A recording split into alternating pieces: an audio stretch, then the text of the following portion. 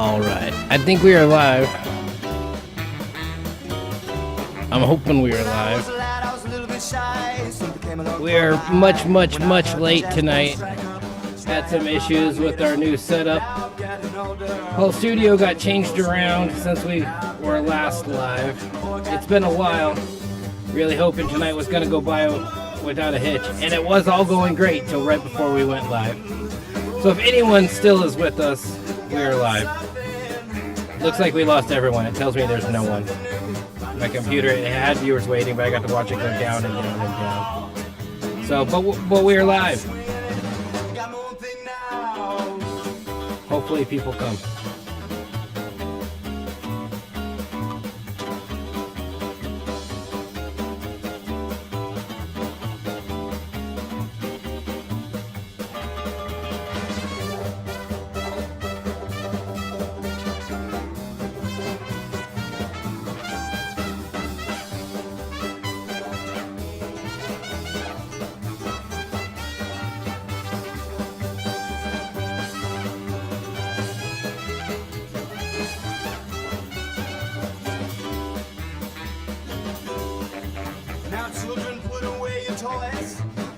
Children's games, let the jazz band make some noise. Step up, ladies, and watch out, boys. Mirror on the wall, there's a hot band in the hall. Let everybody sing. Oh, you gotta do that thing. Who's to walk alone with the rest? Got something all my own. Oh, baby, you got a little something, darling. You got a little something new. Got a little something new. Broken whistle. Everybody say so. So I'm swinging it. Shoop up, shoop up, shoop up, shoop up, shoot up.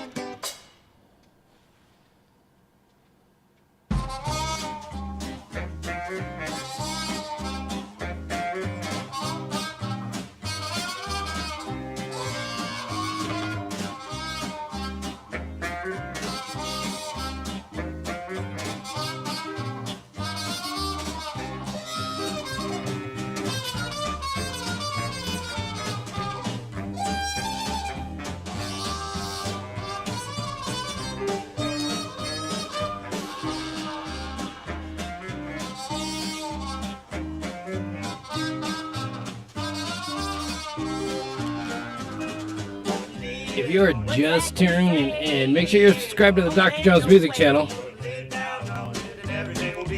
Oh, it's Randy. We got Randy. He's the first to show up in our chat since we gone live.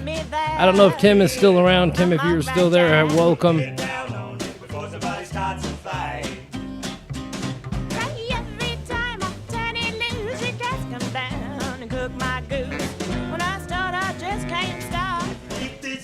Thanks, Randy. This time, I gotta get what's mine. Get down on it, and everything will be alright.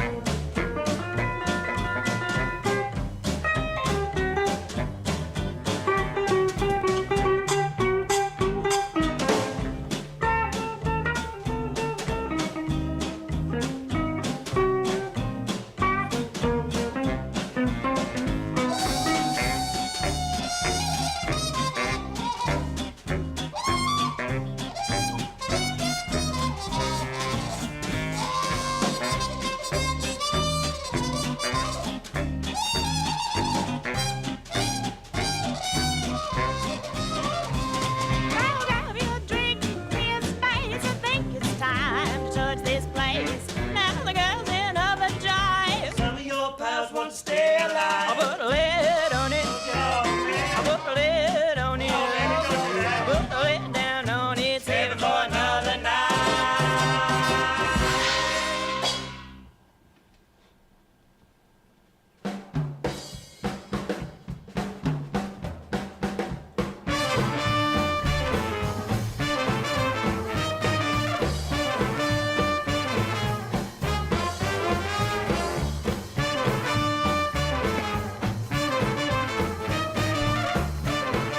Well, the questions I picked about the 20s are more pop culture, common knowledge, hopefully stuff, Randy.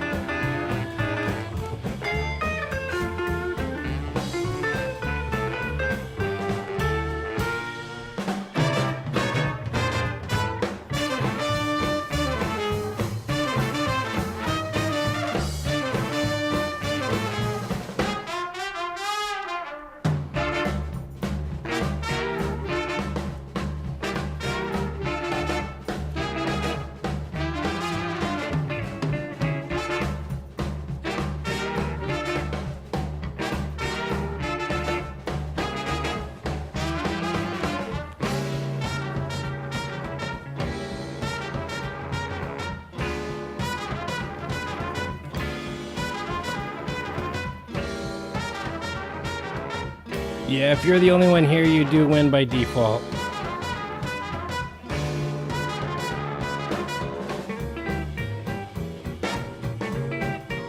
If you're the only one here, I'll be really bummed.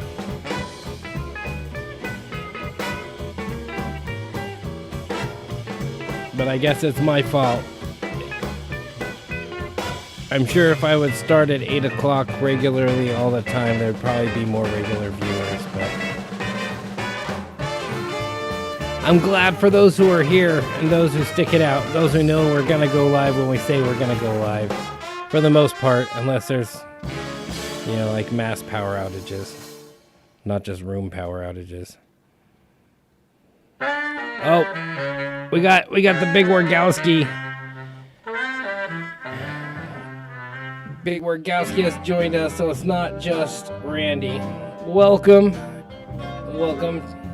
to our Trivia Thursday Live. Camera's wigging out. I had to use a different camera for the wide angle, wide shot.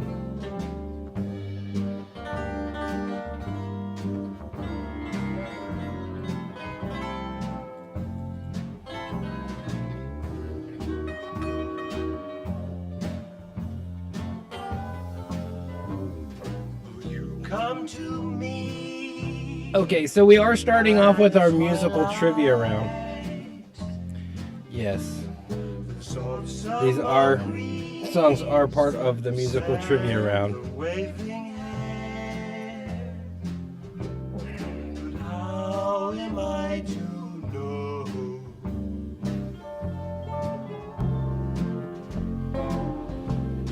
This feeling has no name.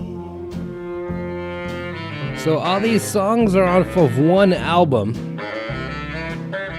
And our musical trivia round is, what year did the album come out? That's the question. For musical trivia, what year did this album come out? The original release. This is actually the remastered 20-year anniversary version. But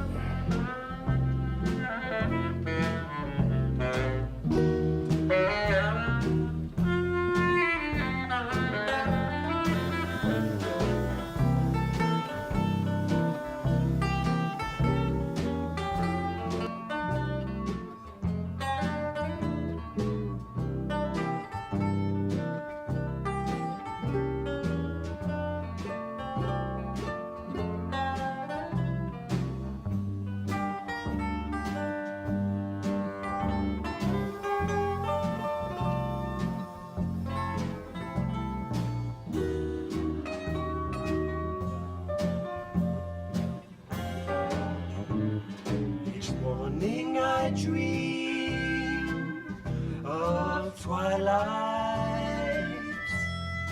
and wait for your glow down where the moonflowers grow, far beneath the sea.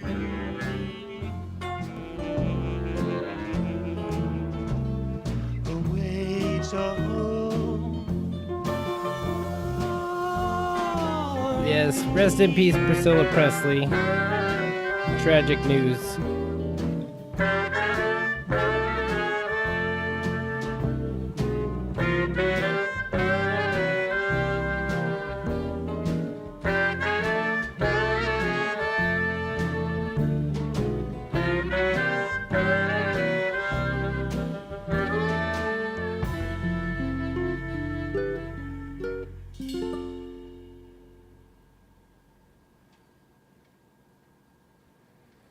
All right, once again, if you're just joining us, make sure you're tuned in to the Dr. Jones Music Channel, subscribed, hit that like button while you're at it.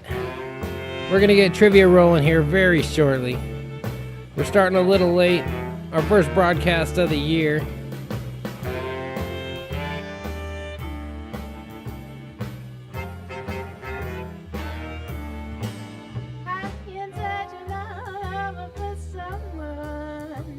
Our first question is actually musical trivia.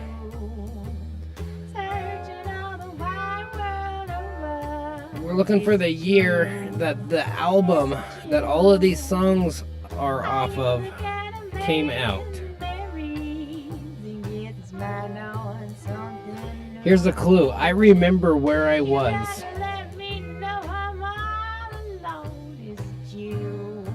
when this album came out. It actually came out the day after my birthday of this year. Not this year, but the year that it came out. I was already out of high school. That's a clue. So Randy, are you guessing 1929 for the album release? Oh wow, that's loud.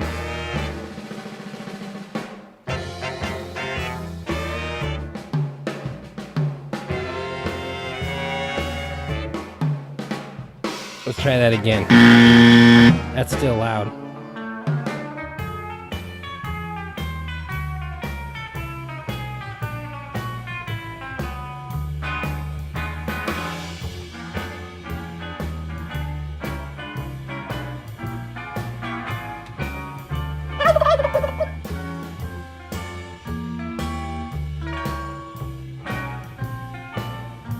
We'll have to get the sounds right. Once again, that's our first broadcast in the studio back this year. Big changes have been made here. We'll pan around later and show you guys some of that. Actually, Big Mike has been in the studio since it's happened. So he has seen some of the changes live.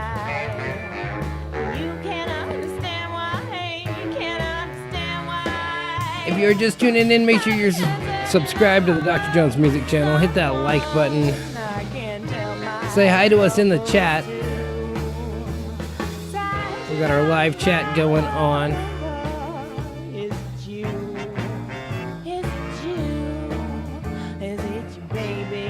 Right now, this is Randy and the Big Wargowski showing up in the chat. Questions will be rolling here very shortly.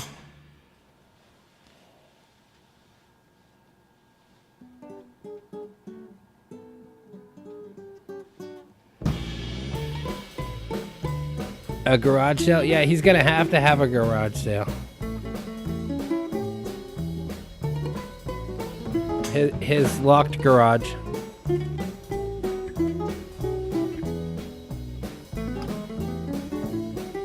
I'd like to buy random boxes from Joe Biden's garage sale. I'm sure they'll have some documents. Hey, it's Clayton. Welcome, Clayton.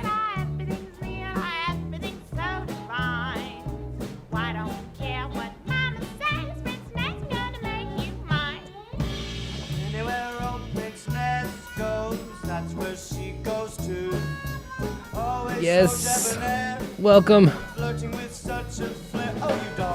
Everything's hazy, everything's crazy, everything's up in the air. My gal says she loves Prince Nez, but I really don't care.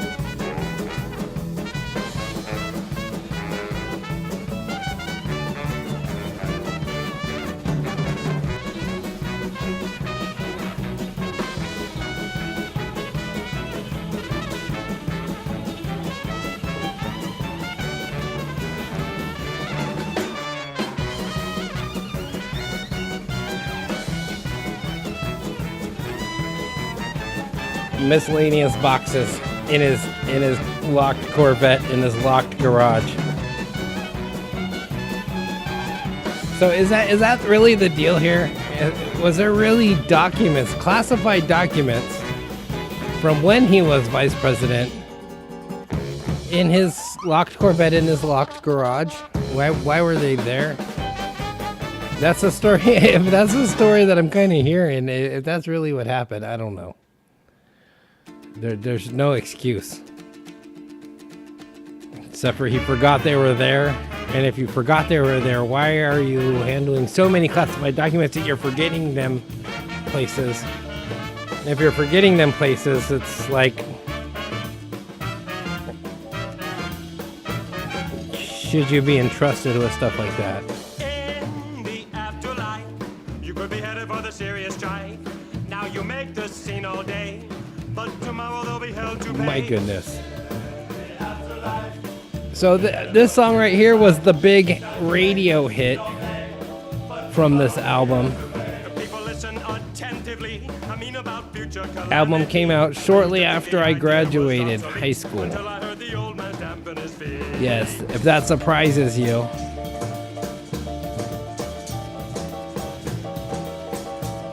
But we're looking, the answer to the first question tonight is, what year did this album originally released?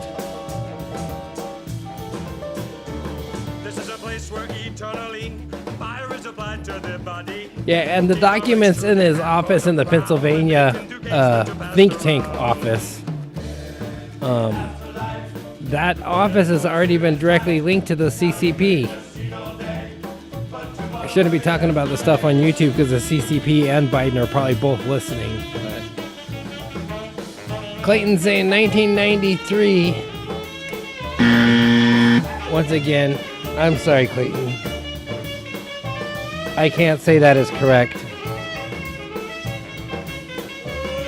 Good guess, though. You're a little closer than 1929, Randy's guess. So far, Clayton's the closest. Will be revealed on the other side.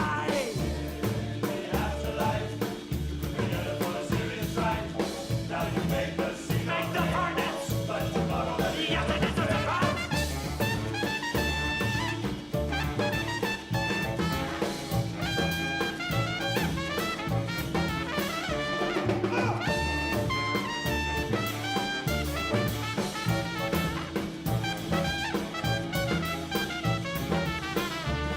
Now the D and the A and the M and the N and the A and the T and the I. Oh, Randy's going 1995. Then give it for A little closer. D and the A and the M and the N and the A and the T and the I. Oh, and lose your face, lose your name.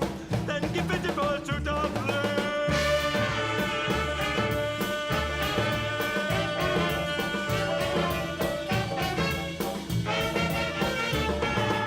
And 1,000,000 points goes to whoever can name this band.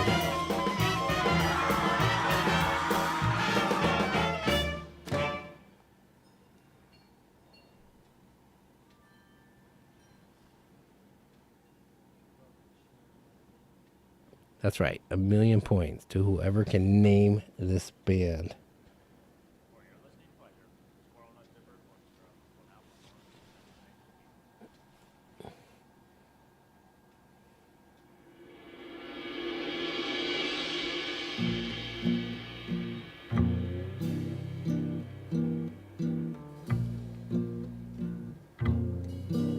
Okay, Clayton's taking his second guess, 1997. Nope.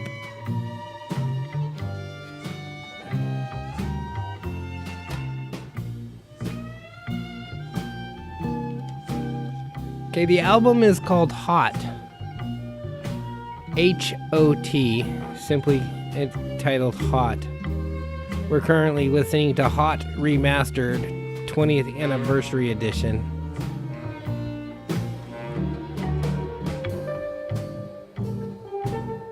Yeah, you could. If you had 1,000,000 points, you could win this week and carry it over to next week. If you knew the name of the artist. Yes, it is Squirrel Nut Zippers. 1,000,000 points goes to the Big Wargowski. Sorry, Randy, you don't get to carry him over to the next week. Squirrel Nut Zippers with their big kind of debut on the scene album entitled Hot, 1996. How tricky things can be, but I really do believe that. Oh, Diana has joined the party. Welcome, Diana. All right, it looks like we just about got enough players to get rolling on some questions. Some things are meant to be.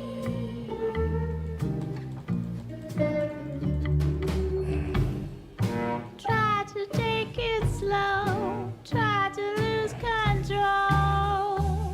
But I tell you what the trick is. What you get is what you have to give up. There we go. Got to get a little bit of smoke going in here with music like this. It's our Roaring 20s. Turn the studio into a speakeasy. Get some smoke floating through the room. Goes to show how tricky dreams can be. Why wouldn't you agree that? Oh yeah, we got Donald Trump standing up. He's hanging out back there right next to Trumpy Bear and the flag. We'll do a little studio tour here in a minute. All right, ladies and gentlemen, the lovely Mrs. Nurse Bethy. She's joined us. She is here. Diana's with us now.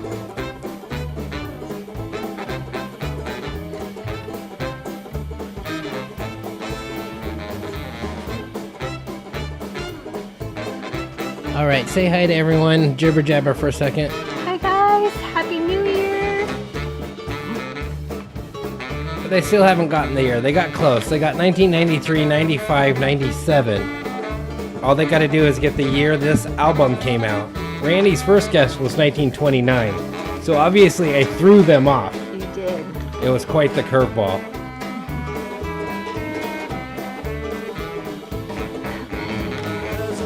Oh, that's awesome, Diana. Well, let's bring it in a little bit. Welcome, everybody. It is Trivia Thursday live with Dr. Jones, and next to me is the lovely Nurse Betty. Hi, baby. We got a little different setup for the new year. Our whole studio has changed around. I'll give you guys a studio tour in just a little minute. But for now, welcome. I think all of you are subscribed. If you are just tuning in and you aren't subscribed, make sure you are subscribed. I forgot to change the battery in the disco ball, and I was trying to do it, and it wasn't working for me. So, disco ball's not spinning, but you guys get the gist. There's a party.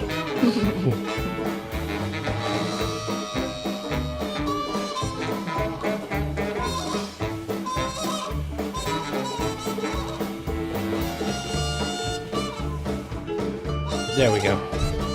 Now it's a party. We got some smoke going on. I forgot the remote in the car again. It's on our dresser actually. Oh, is it? Oh, Need okay. it? No, We need it? I can get by without it. All right. So how is everyone's year going so far? This is our first broadcast of the new year here in the studio. We got some different things going on. Let's see here. We got a different camera angle. I had another one, but I had to take that camera and put it up top because that camera died. So we have that camera angle. Hi, everybody.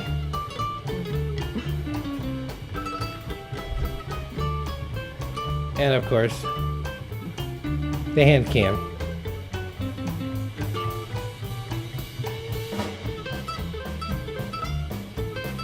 No table in front of us anymore. We're now at separate tables. Oh, she's so far away. He don't keep his business underground. He's a player, some new lighting going on. My setup over here is a little different. And there's my head.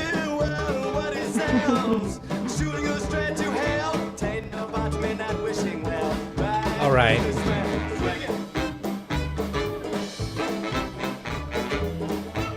Yeah, I had another one that was supposed to fly up over there, but that one died. So, but this is fun. See it? It's right there. You can wave at it, maybe. Over here. Oh, that one. I see. Yeah. Okay. My delay is like 1 minute and 20 seconds. Is that what we're looking at? Yeah. So what I'm seeing here is very different from, yeah. Oh, it's not that bad. It's about 30 seconds here I'm seeing on our live broadcast. Make sure you're fully live. I am. Okay, and everyone, speaking of being fully live, make sure you are set to live chat. Once we get rolling with the questions, that will matter a little bit. We are listening to Hot Squirrel Nut Zipper for our Roaring 20s themed trivia. Let's see here. Do I have my slideshow even up and going? It's buried by. Okay. Right here. Yes, Roaring 20s Trivia Thursday Live. You can't really see it because of laser beams. Here we go. Boom. Wow, they really do drown it out. Watch. They do. Yeah. Totally kill it. Our laser light show. All right, now you guys can see us all. Hello. Once again. Just saw Shay here myself. Did I study? Yeah, we did study a bit. Okay. But she's asking Randy if he studied. Oh.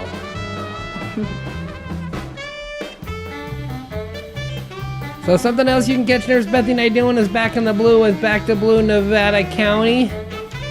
Find us on all forms of social media, Facebook, Instagram, my page. No, that's not a real one, is it? Yes, and figure out what we're doing next. Do we have anything on the books at all right now for Back to Blue? Not officially. Okay. Yeah, not officially. Just had a great weekend this last weekend.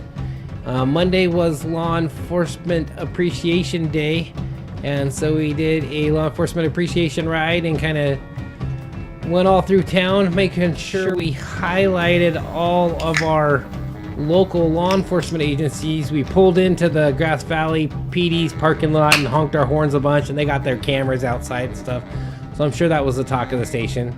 Then we did our drive roll through the Nevada County CHP, their office and their parking lot, and they have their cameras. And so we did our little honking train through there and then went right straight through downtown Nevada City and right by the city hall there where the police function out of.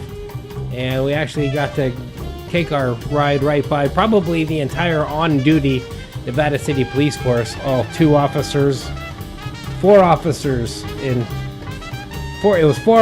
3 cars. So yeah, 4 officers, 3 cars at a stop on our ride, so that was kind of interesting. Encountered one of our favorite GVPD officer, Cloyd, at one of our stops, and that was great to chat with him. So it was a wonderful weekend. And as we were pulling out of the CHP station, there were 2 officers that were pulling in and just about to start their shifts, and they looked like they were super excited to see us. So that kind of made our day too. That was awesome.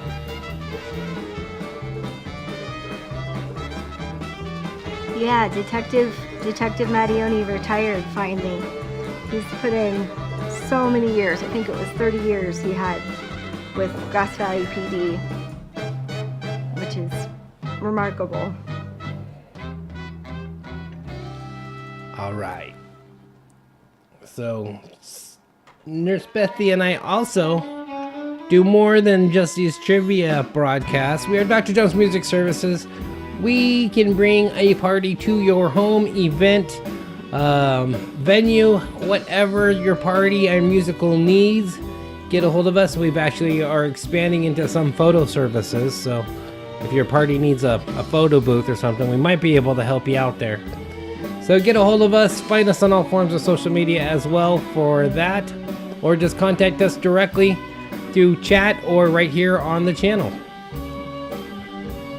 So other ways to support us than just watching us and telling all your friends about us and bringing people over to play trivia with you, which I'm sure everyone does. It's trivia night. Come on over. We're going to watch that show. Wouldn't that be great if they did? You can also support us through digital tipping. Right there is our Venmo information. At Dr. Jones and Nurse Bethy, it's a easy, secure way to support this broadcast. It is fully viewer supported, so without those donations and tips, we can no longer function. So we do thank you for all who contribute on a regular basis to that. Alright, it is Roaring 20s Trivia Thursday. Who's ready for some Roaring 20s trivia? I got some interesting questions here. Almost all of them are 20s themed, right in the 20s. Might have to give you some hints for some of them, but hopefully they're kind of pop culture. You guys should be able to guess, I'm thinking. So, and Nurse Bethy doesn't even know them all. She's got an answer sheet, but she hasn't read it yet, so. I did. I looked over did it. you? Mm-hmm. Oh, well, she knows them now. Okay, who is ready? We're way late, so we're gonna bang through these. Lay me down to sleep, but troubled dreams are all I find. I pray the Lord my soul to keep. I pray so I won't lose my mind. Street lights Clayton says he's ready to go. on wings tonight. I'll soon set sail. I'm just gonna go ahead and fire the first question. We're gonna start with the this and that category as always. That's your general trivia, random facts. Could be this, could be that. Right here. In 1925, Richard G. Drew invented Scotch tape when working for what company? Yep, Scotch tape. Been around since 1925.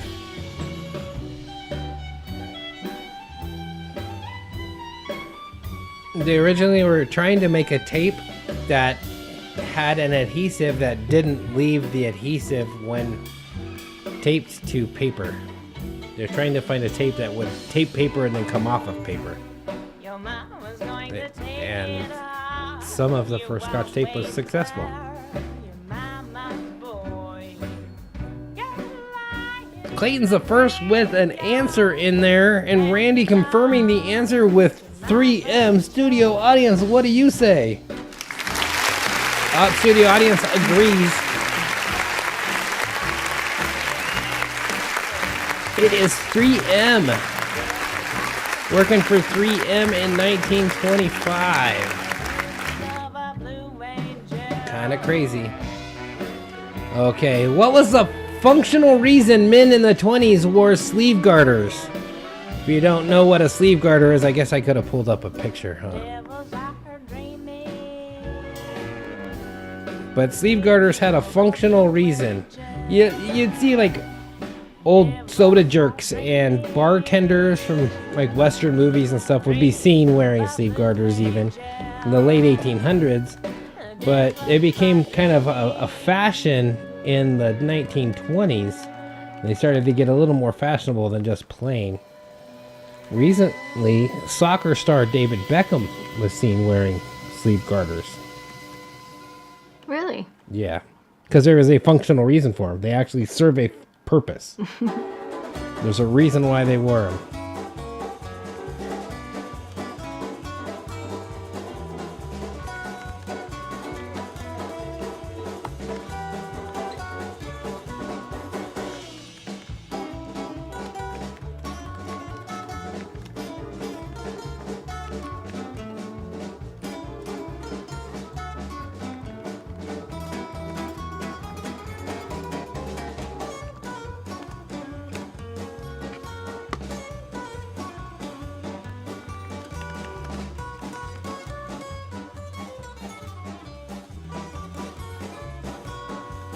See if it'll let me bring this image in here.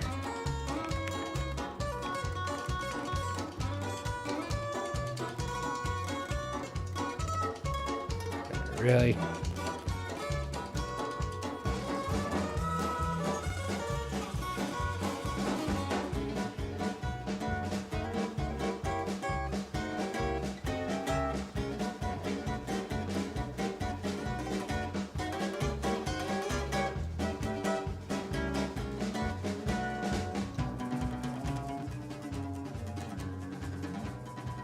There it is. I found it. Right here. This guy's wearing sleeve garters. It'd be like garden gloves to guard the shirt. So what we're talking about is the armband up on top on his arm.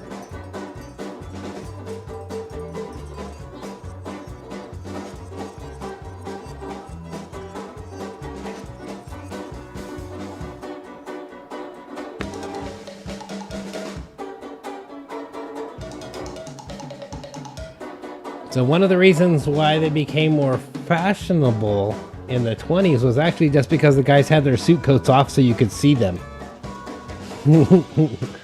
Why you could see them on a, like I say, a bartender or a barback or a soda jerk was because they weren't wearing a coat. They're just wearing a vest. And so in the 20s it became fashionable because guys were taking their coats off at the clubs and dancing and stuff like that. So see, look, when we show a picture here, I can make it big and it's not covering our faces and we can both be seen. I see that. Ain't that That's great? super tricky.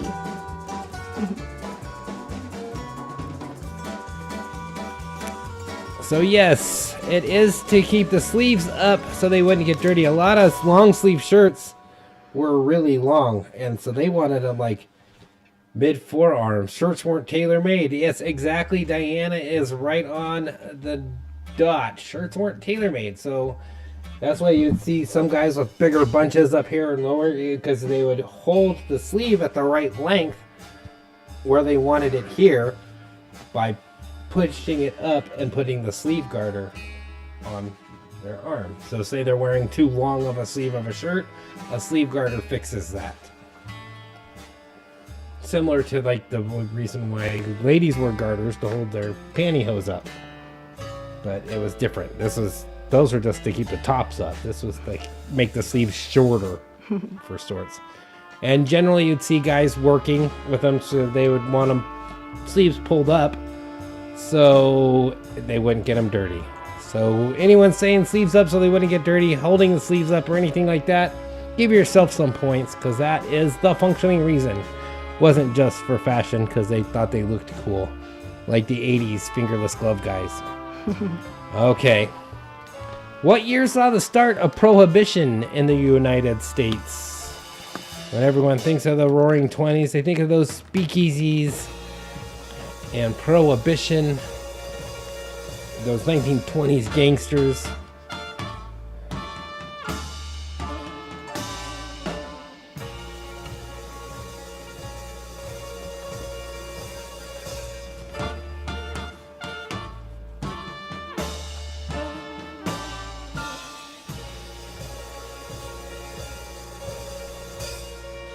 My tie got all crooked when I was messing with the disco ball.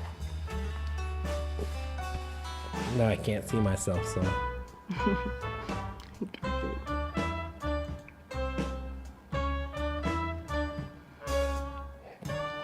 Randy says 1920. We got January 16th, 1920 to Big Wargowski going with an exact date there. Diana saying 25, Clayton saying 26. 25 and 26 are way after because it was 1920. Oh, it's Kathy. Hi, Kathy. Oh, welcome, Kathy. Somewhere right around there. Late January 1920. Yes. In what year did Russia form the Union of the Soviet Socialist Republic, the USSR, as it became to be known? It happened in the 20s, and after this was formed, it created a craze in our country. They called it the Red Scare. Everyone was like deathly afraid that their communist socialist ideologies would spread to our country. The Red Scare. Yes. And they weren't wrong. We're still fighting that battle, aren't we, people? Okay. So what year was that?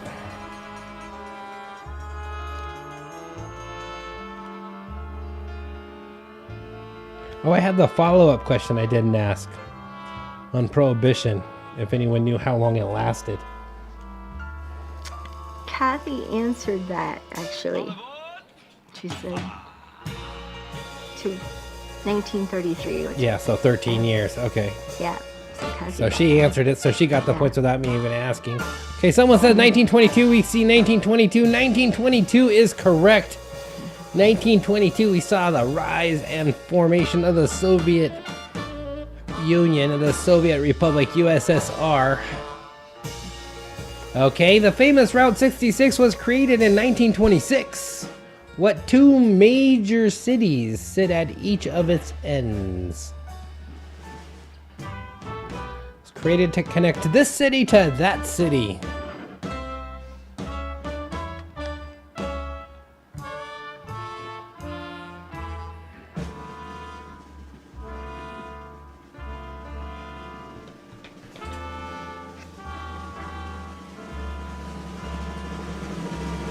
All aboard.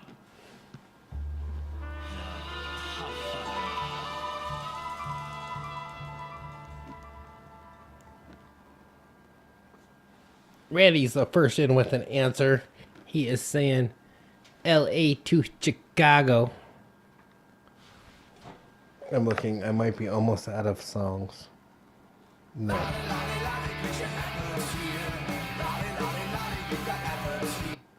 Yes, I am.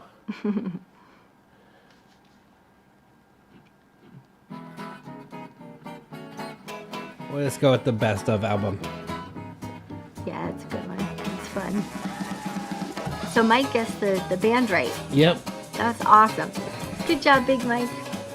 I don't know if they ever got the year. I think I gave nope, no one ever guessed the year. I don't know if I even ever said it. They got close. I'm looking back. No one still has got the year that album came out. So yes, LA to Chicago is the answer we're looking for. Good job, everyone coming in right on that one. Okay, in 1921, Ellis Island had to be quarantined after an outbreak of what disease? Yes. Outbreak on Ellis Island. They quarantined the whole island, sent some people home. Actually, there was other tragic stuff that happened, but it also affected New York City and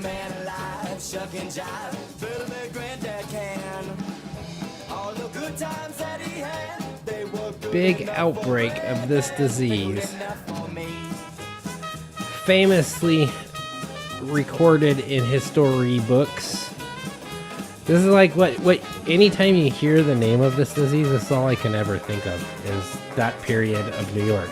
I don't know if I've ever heard much about it in any other context than that particular outbreak, the early 20s in New York. I don't think I have either. Because there was just, we were just watching something and they referenced it, that they were trying to pick people to work that didn't have it, and it was like a comedy thing that we were watching. Something. Yeah. See, we got TB, which is tuberculosis. Nope, not TB, not smallpox.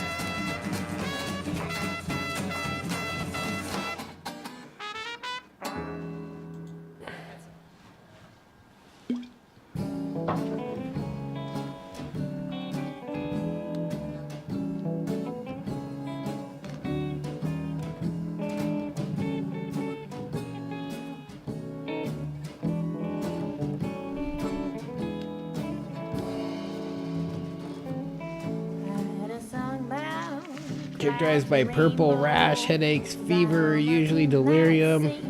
Historically caused high mortality during wars and famines.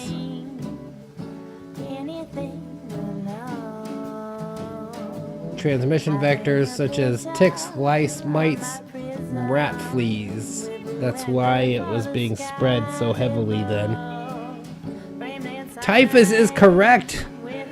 Let's see who said it first. Kathy said it, and the Big Wargowski comes in confirming it. Typhus is the disease we're looking for. No, we are not looking for typhus. I repeat, we're not looking for typhus. That's the answer we're looking for.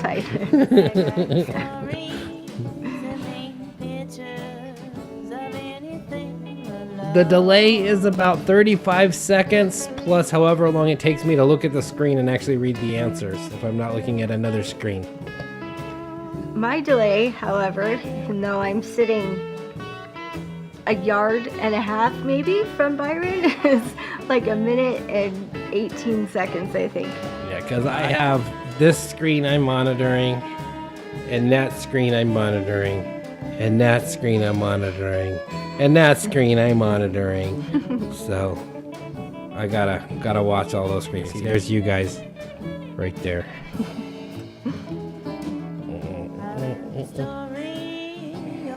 Infinity action there. Okay. But we're trying to keep it going. Delay is a little insane tonight. It is, yeah. Okay. Which constitutional amendment ratified in 1920 gave women the right to vote?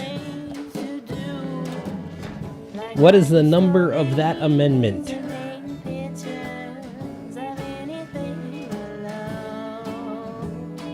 Oh, good point, Randy. Yeah, so in your chat box, you guys want to make sure that your settings are set to live chat as opposed to top chat. So in the chat box, up in the top left corner of your chat box, it should show a little down arrow next to it. You want to make sure it says live chat, because otherwise you don't get all the answers that are typed in. It just gives you little highlights of the conversation.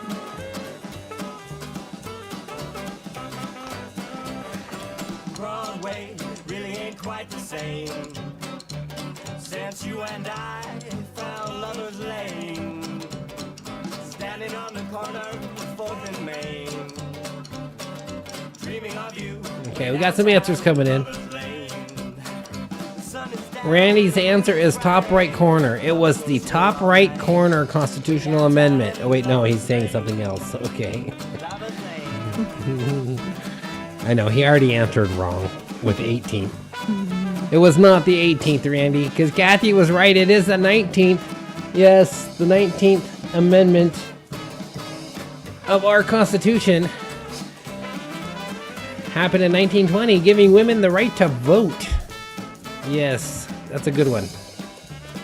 Okay, that finishes the category. We really get them all? I think we did. Yes, we did. Okay, that brings us to the people you may or may not know category. It's going to be your famous people, historical figures, pop culture celebrities. All these questions pertain to real people that actually walk this earth.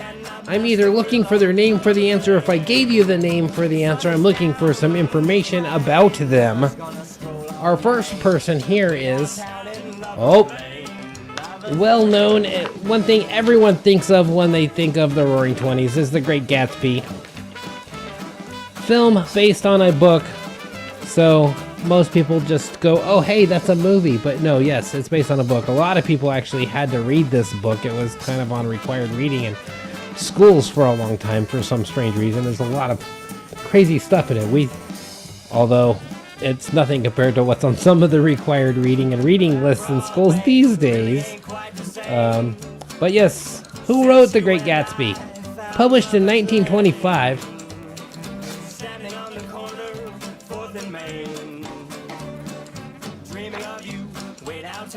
In Lover's Lane, all the world is fast asleep. She'll be jumping off Lover's Leap with some other fella down in Lover's Lane. With some other fella down in Lover's Lane. Kathy's quick on her answer. She is. She's a teacher. Stephen King did not write The Great Gatsby. It is kind of a scary story. Yes, Randy, you're right. There are some horror elements to it, depending on how you look at it. Not that horrific, though. Not like, Pet Cemetery stuff, babies Yeah. coming back to life and killing the doctor neighbor and stuff like that. Yeah. So Yikes. that movie freaked me out. I saw it like way too young. My brother, it was like right when it came out, so it was early 80s. My brother was watching it and I watched it with him, and I was probably too young to watch that movie when it came out. You're probably still too young to watch that movie, so that's another strike on Alan. Yeah. I haven't seen it, and I'm good.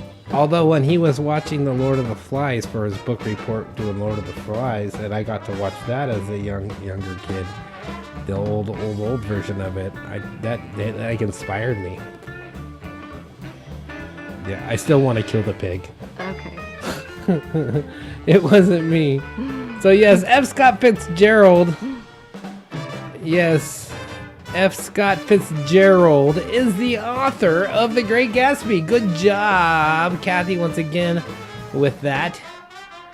Okay, National Bootleggers Day falls on January 17th. It's coming up. Yes, National Bootleggers Day is coming up just a few days away. Hope you got your favorite bootlegger a gift. Well, it's January 17th every year due to it being the birthday of what prolific Prohibition-era bootlegger? Kind of interesting how it's like right around the corner, huh? Mm-hmm.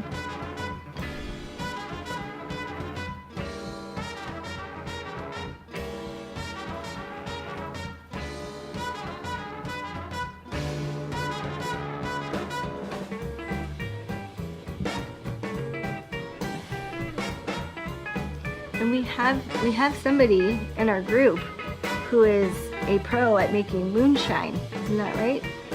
I guess.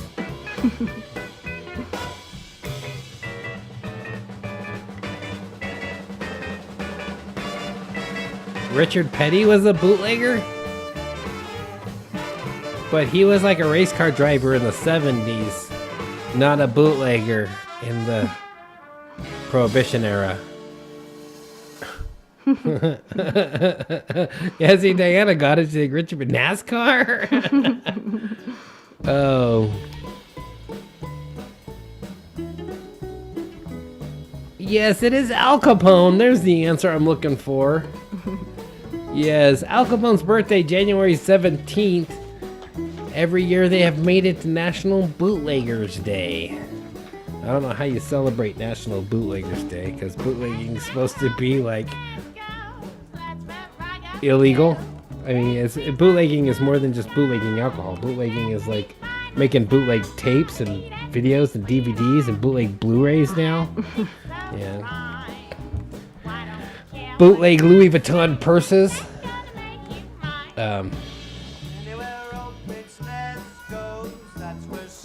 Okay.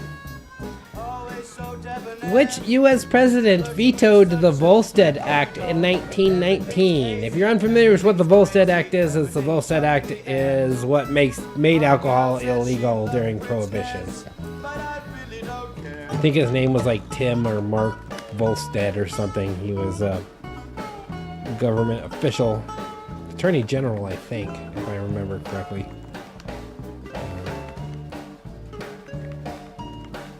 Hey, don't type that.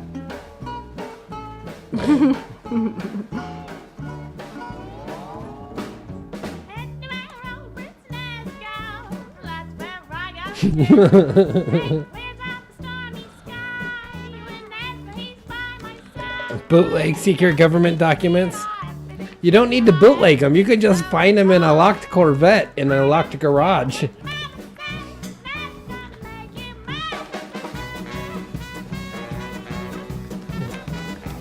Randy goes with Taft. Taft was not the president in 1919.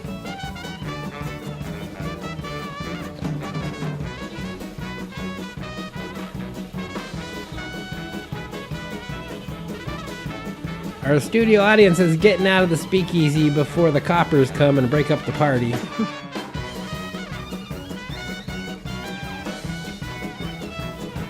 Yes, it was President Woodrow Wilson. Woodrow Wilson.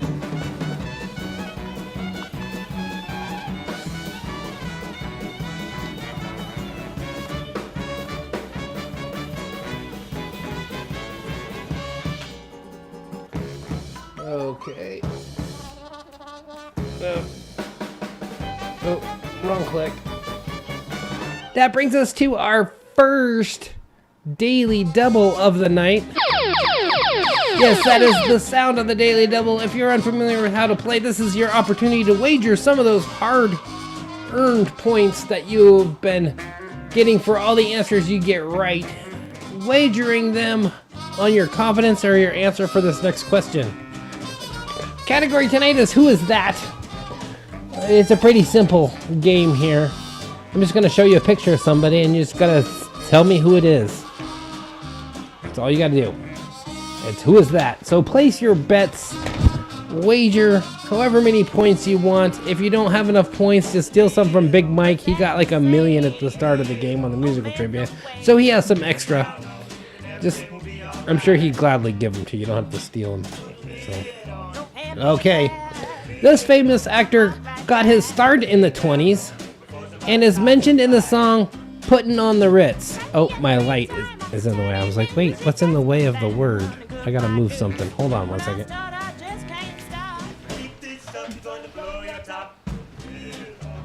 This time, I gotta get what's mine. Get down on it and everything will be alright.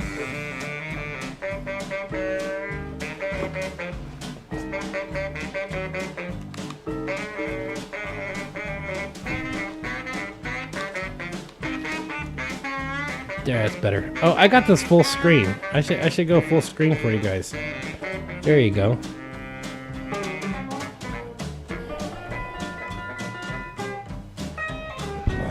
Looks like Randy didn't need full screen.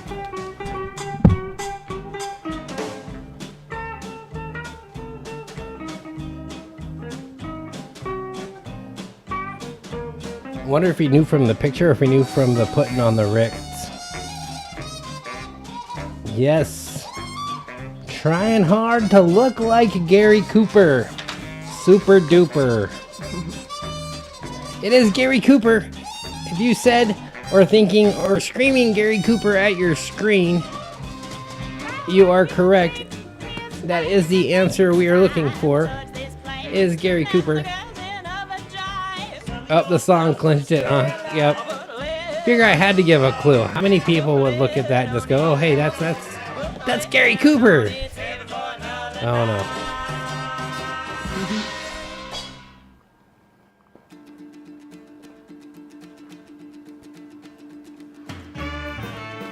All right.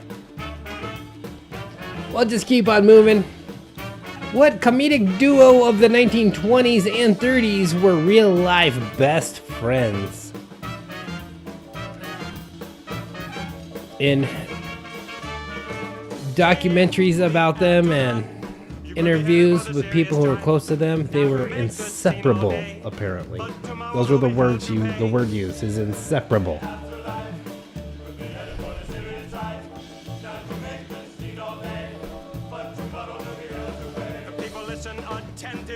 I mean about future calamity.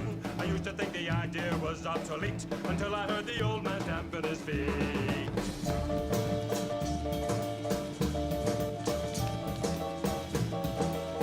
Oh, Martin and Lewis, good guess, but not the answer we're looking for. Abbott and Costello, good guess, but not the answer we're looking for. I don't know. I've read some things about Abbott and Costello. I don't know how much truth it is, but apparently there were times off screen that they didn't like each other much. But that's just what I heard. And they were a little later.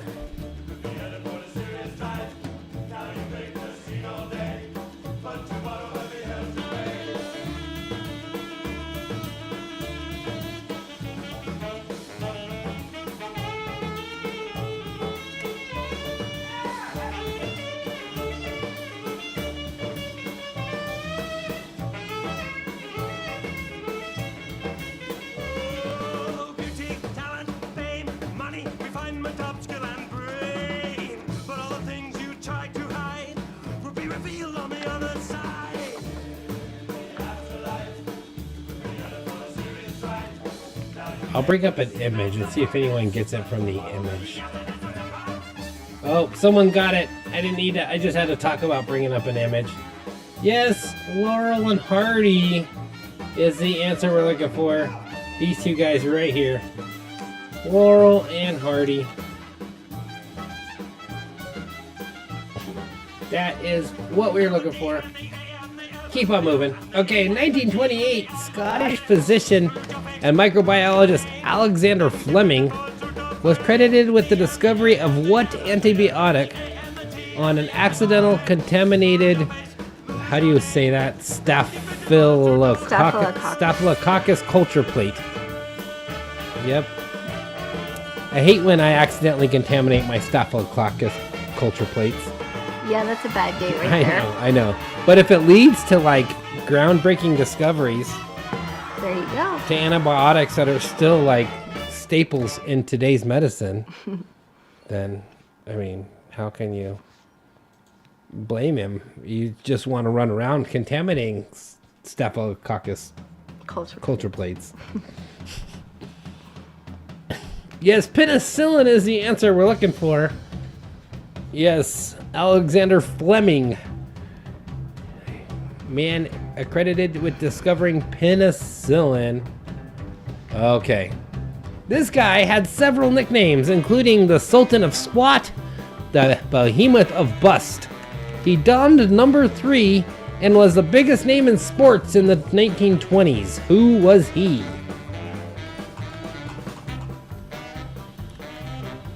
I think this is our last person you may or may not know question. We're banging through them. Yeah, you guys are nailing these. We should add putting on the Ritz to the playlist at some point. We can.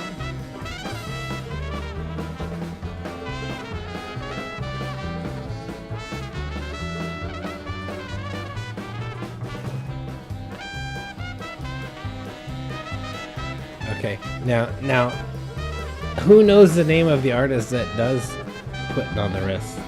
I have no clue. I forget. Taco. Yeah, I never would have gotten that. Taco. Taco. I was gonna go with hot dog. Yum. Taco. Okay. Yeah, I was gonna go with So hot yes, dog. Babe Ruth. Babe Ruth is who we're looking for on this one. Babe Ruth is the answer.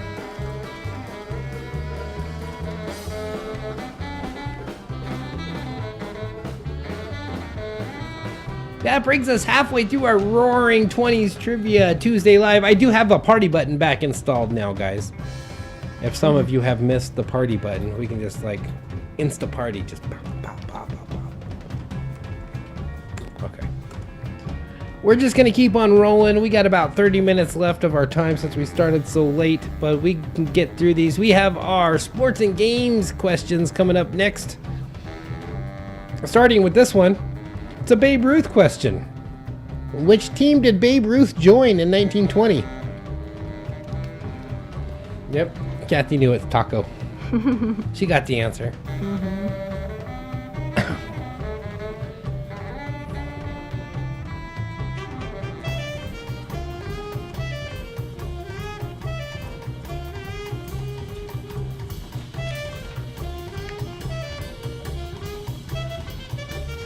So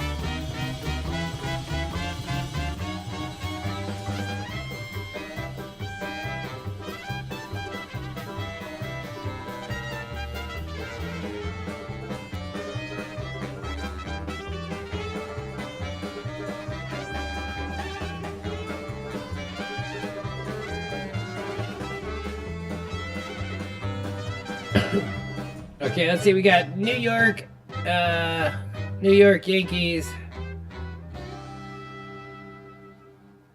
Oh, she needs to go back live. If you're getting that much delay, Kathy, you can either back out of the broadcast and go back into the broadcast, or if you just make sure you slide your slider at the bottom of the broadcast all the way to the right. That means you're probably behind a little bit.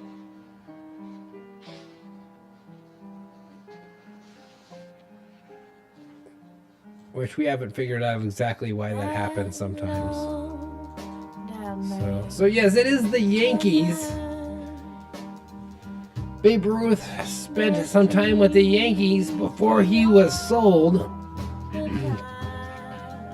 to the Boston Red Sox. How much did the Boston Red Sox purchase Babe Ruth from the Yankees for? Which at the time was for buying a baseball player was an astronomical amount of money.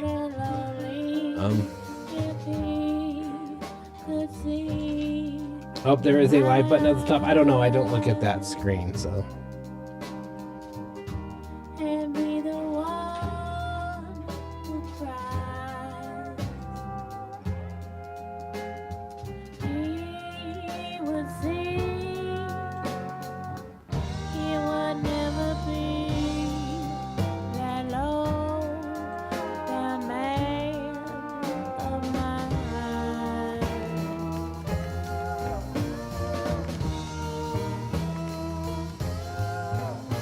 Hello, down man, with his low down ways. I know he'll go someday. I'll wait till then. This story's ending.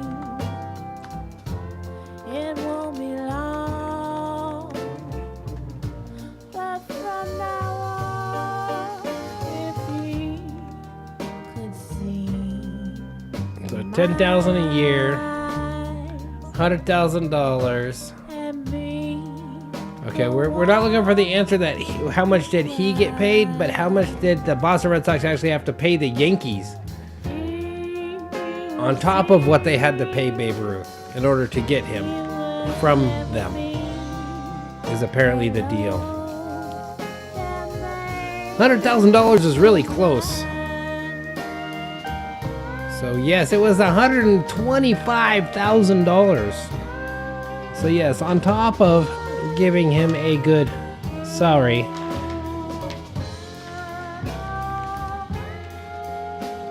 but they had to give the Yankees 125 grand. So in sports, that was just unheard of at the time.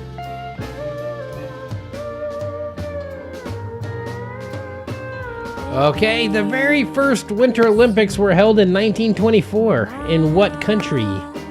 What country in our world had held the very first Winter Olympics? who cried. He would see. He'd come back to me. Hello. If anyone is wondering what I am drinking tonight, once again, I am drinking my favorite Kostaller Dry Hop Non-Alcoholic. Yes, it's Prohibition beer. See, non-alcoholic.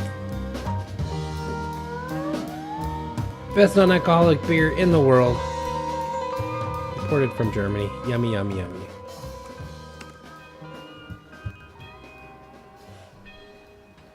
So let's see, we got Poland. Nope, it was not Poland. Not correct, Randy. Sorry.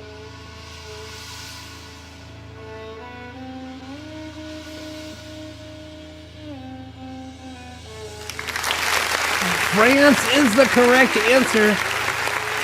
Kathy tearing it up tonight.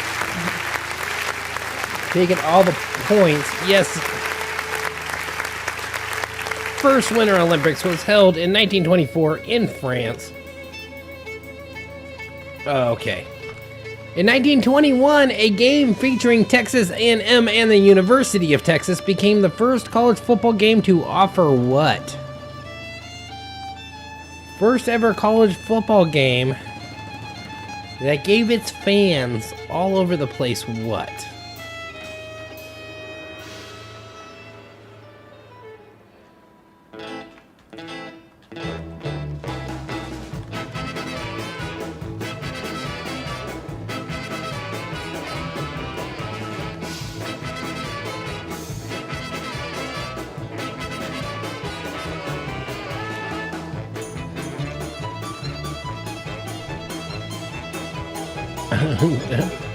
Beer?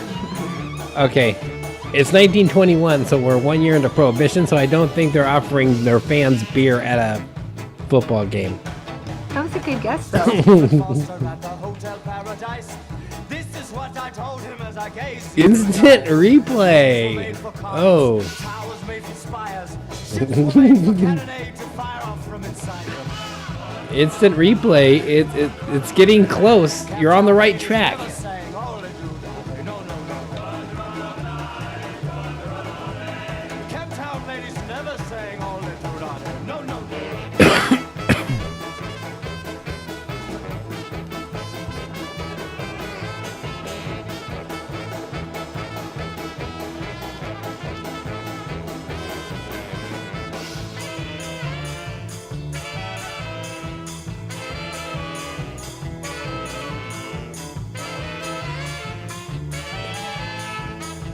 Any other guesses? Clayton says beer too, but it wasn't beer. Stephen Foster at Broadcasting. This is what I told him. Well, we'll take broadcasting. Judges will take it. Whiskey made for drinking. If we were made of cellophane, we'd all So get yes, so much faster. it's the first ever college football game to have a play-by-play radio broadcast.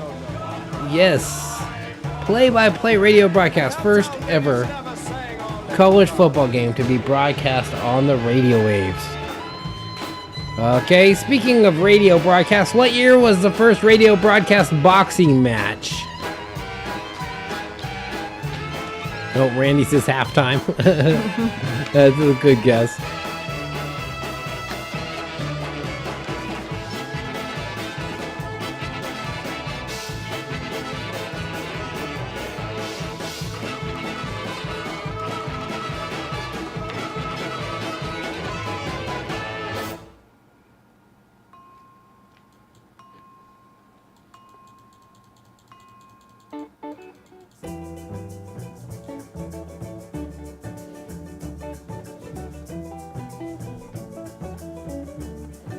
Randy says 1936, which is not right.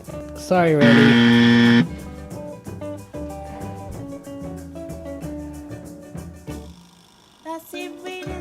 Not 1935.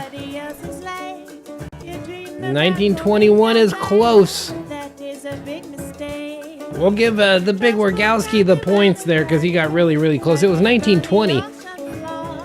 Yes, 1920 was the first year that they had a radio broadcast at a boxing match, I think. Is that what I put down here? I'm not even on the right page here. Yes. Okay.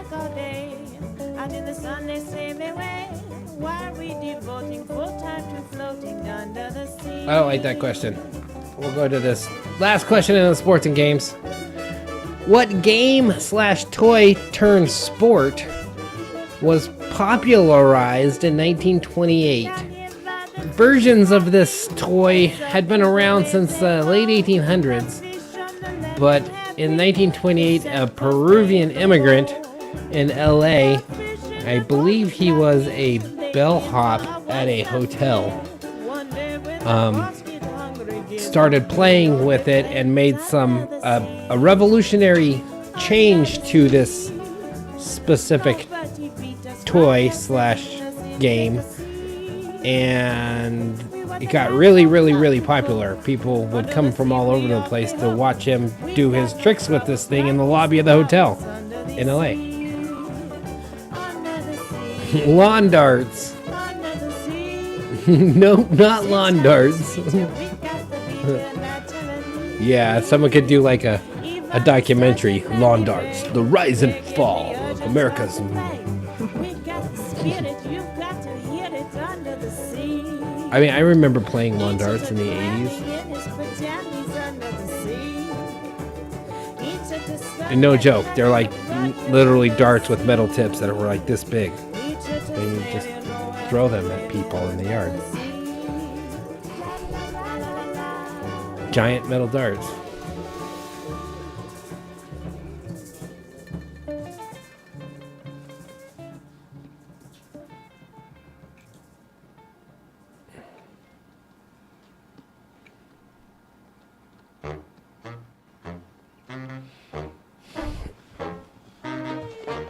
It's generally done solo.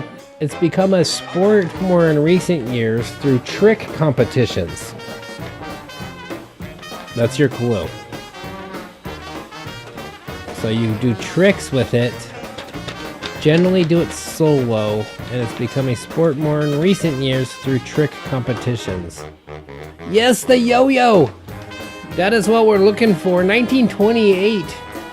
The yo-yo was forever put on a string. It was separate from its string prior. He added it to being put on a string and made it smaller, and it was big. Yo-yos were generally bigger. And there's still forms of those yo-yos around. Actually, they've made a comeback. The off-the-string yo-yos. More in recent times. Like, see kids playing yo-yos and stuff. I was like, we were trying to get them popular in the 90s, and I was everywhere with my yo-yo, and kids would make fun of us, but now it's cool. Well, that brings us to our last and final category of the night, my personal favorite. This is our film and television category. And as you guys have noticed, all of our questions are kind of 1920s themed. We'll just get right on with it. The first talkie film to be widely seen, titled The Jazz Singer, starred Al Johnson. What year did it debut?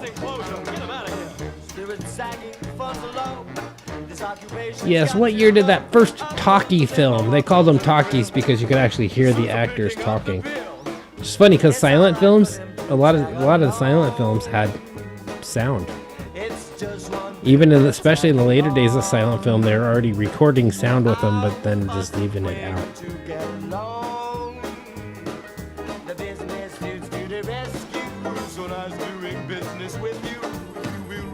So prior to this year, in the 20s, generally films were silent since the moving picture films were around.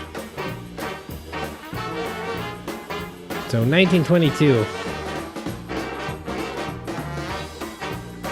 Oh, I know they were out before the 80s, but I don't remember playing them before the 80s, Diana. I'm sorry. I can only say I remember playing with lawn darts and yard darts in the 80s, because that's when I played with them. If I was playing with them in the 70s, people were probably in trouble, or I probably got in trouble after playing with them because I was really, really little. It would have been dangerous. Although it was the 70s, people let, 2 and 3 year olds just play with whatever. So 1927 is the correct year we are looking for. Good job, the Big Wargowski, coming in with the year The Jazz Singer debuted in movie theaters across this nation, being recognized as the first widely seen talkie film. Okay, that rise of the cinema industry in the 1920s virtually killed what form of theatrical entertainment? Prior to the rise of film in the 1920s, this was probably one of the prominent forms of entertainment that people went to the theaters in a lot of towns to see. Especially if you're looking for comedy entertainment, variety shows, stuff like that. But that form of theatrical entertainment was called what? I mean, you go to see concerts and operas, and looks like Randy got it. Randy's right on it. Yes! The vaudeville, the old vaudeville shows and vaudeville theater was virtually killed. It became more of like a moving attraction, then vaudeville acts just died left and right when there were, vaudeville was an opening for creatives, for dancers, singers, musicians all over the nation. They could find theaters to work in doing vaudeville, and all of a sudden they were all out of work. Yeah, there's probably an art drought. So that brings us to our next and final daily double of the night. This one is Name That Film. Really, really simple. I'm just going to show you. They're all really easy tonight with our daily double. I'm going to show you a clip, a still scene of a movie. I'm just looking for the title of this movie. Yes. What is the title of this movie that takes place primarily in the 20s? I have that full screen for you too here, right here. Oh, I pointed and he's pointing back at me. Yes, what is the title of this film that takes place primarily in the 20s? Like my curveball trick question I did here?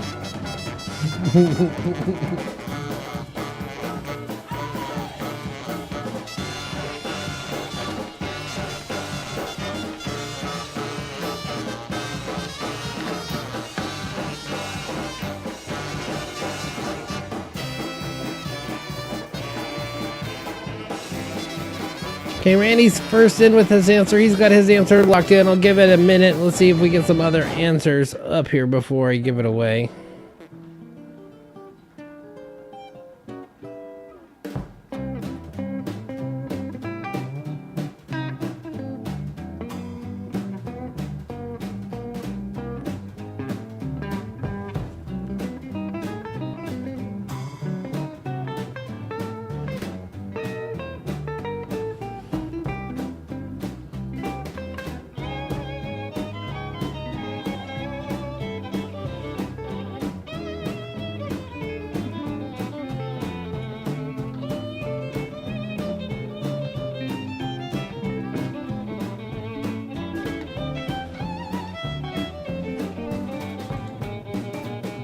All the birds up in the trees have got a different song to sing, and it's better now they've learned that swing. They didn't pal 'em without.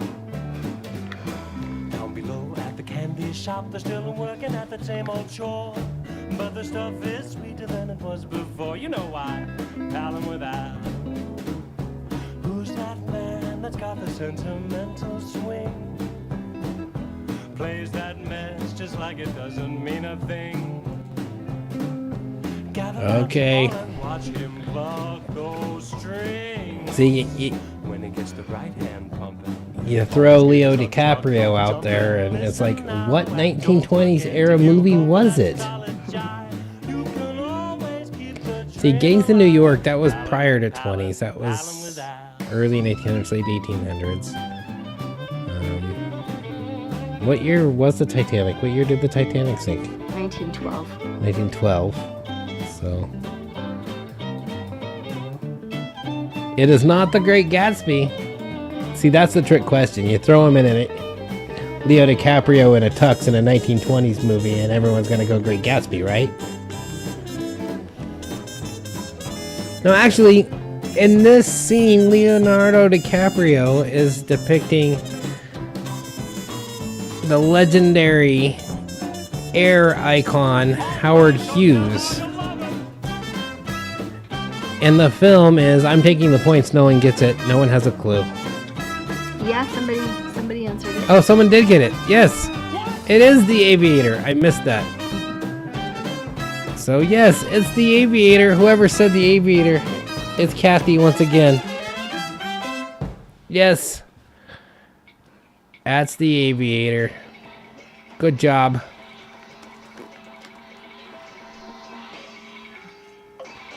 Few more of these questions. The first Academy Awards, also known as the Oscars, took place in Los Angeles in what year? Back when they kind of meant a little more of something, huh?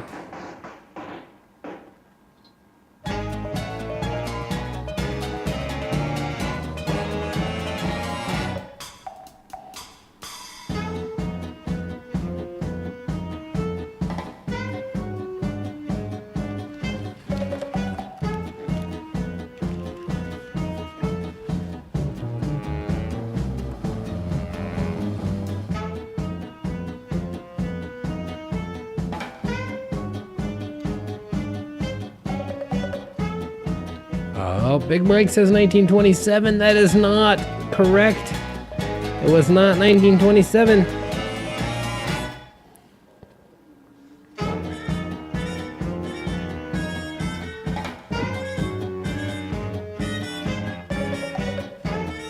$1929 is correct. Yes, the first Academy Awards or Oscars took place in 1929. Okay. First television broadcasts that were actual regular television broadcasts, and they're not even what we would think of as television broadcasts. They're more just like simple moving images being broadcast for people to pick up on homemade screens that they kind of made themselves. And there's certain companies selling kits. Not very many commercial televisions out yet at this time. But yes, television did happen and start to happen in the 20s. What year was it that General Electric first began regular television broadcasts?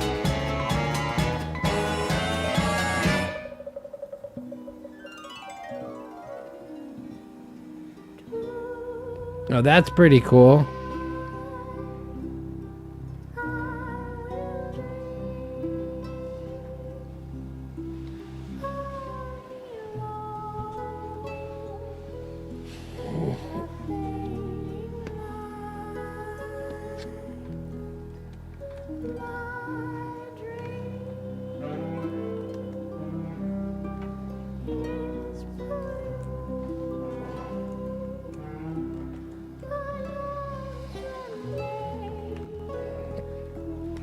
Yes, 1928. Randy taking some points on this one. So it's actually AT&T, American Telephone, debuted the technology the year before at a big convention or fair or something, but it was General Electric following year that started doing regular broadcasts. So brings us to our final question of the night. So we gotta play Putting on the Ritz.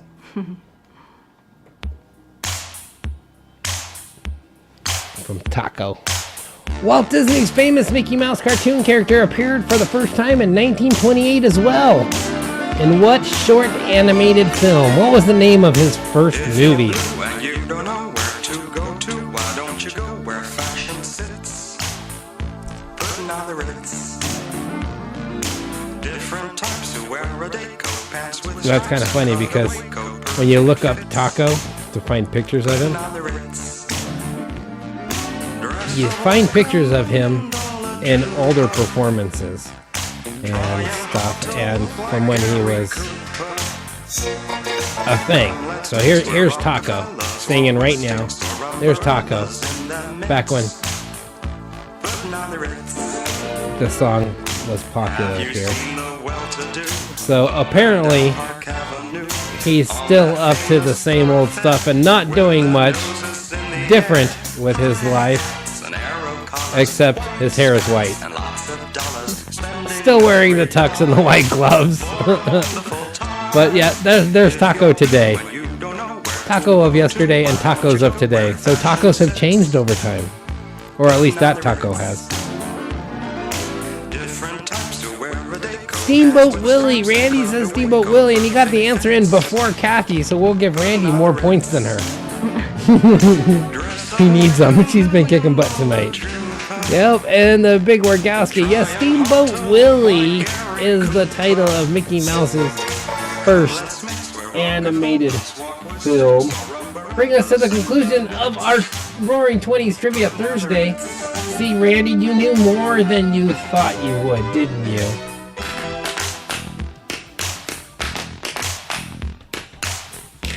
So there we go. You guys all did great. Good job knowing your 20s stuff. So we are about out of time. We'll finish the night here with Putting on the Ritz from Taco. I want to thank you all for tuning in and playing along. Who do we got? Grab the list here. Special thanks to all of our players showing up in the chat. If you were playing along and just yelling the answers at the screen, join us in the chat next time. It's more fun. We had Diana, Tim, Kathy, Clayton, Big Mike, and Randy playing live with us in our chat tonight. Great job. Randy was right behind Kathy. Nurse Betsy was keeping score, so Randy, you got close to getting almost as much as Kathy. Although she came in halfway too. So yeah, we will be back next Thursday, hopefully on time. We still have a few little bugs to work out in this new arrangement and new studio setup here. But we'll be back next Thursday with another great Trivia Thursday. We will hope you'll join us then. Tell your friends. We'll see you all next week. Good night. Oh, that camera totally froze too. I don't have that camera either. I only have this camera. And this camera. But no wide shot. It goes with a still. That's a bummer. Still works though.